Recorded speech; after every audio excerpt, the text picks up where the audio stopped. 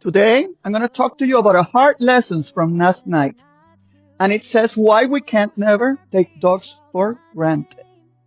Last night reminded me once again why experience with dogs is never something you complete. It's something that you live every single day. Everything here at Southern Wind was exactly the same as it has been for months.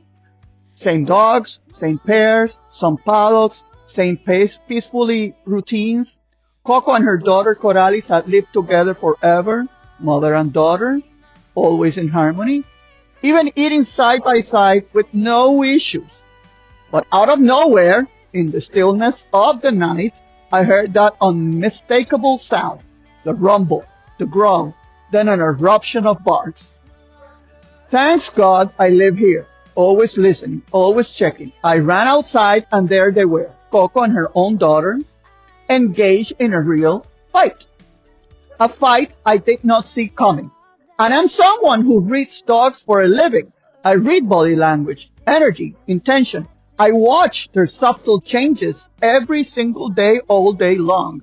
And still, this one really surprised me. People often ask me, sometimes criticizing without understanding, why do you change the dogs around so much?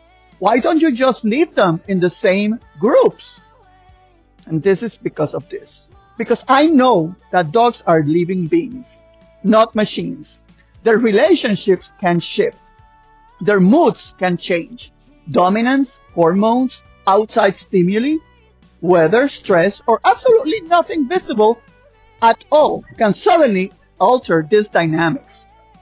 Last night, it proved the exact reason why I never take dogs' harmony for granted.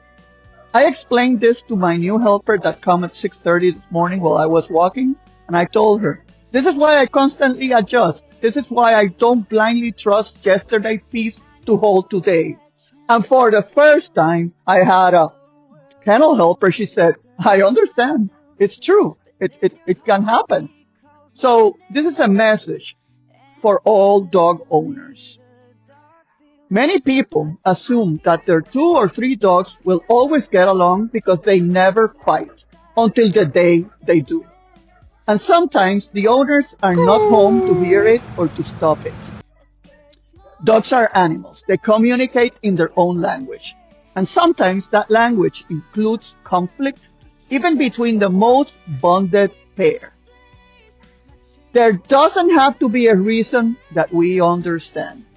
There doesn't have to be a warning or a sign that we can catch. Even with decades of experience, I was remembered last night. Never assume, always observe. But I hadn't seen anything wrong with them. Routines should adapt to dogs and not the other way around. Coco now is separated with Bono. Calm and safe. Coralis is calm again too. No injuries, thanks God. But it was a reminder that even in the most stable homes with the best dogs, things can change in a second. My final thought about this. For everyone with multiple dogs at home, be mindful, be watchful, pay attention. Body language, tension, resources, energy, it all matters. Your dogs can live each other for years together and still have a moment where something shifts. It doesn't mean that they are bad dogs. It means they're dogs. Stay aware, stay humble, stay present. Last night was just another reminder. Dogs keep teaching us even after 50 years of doing this.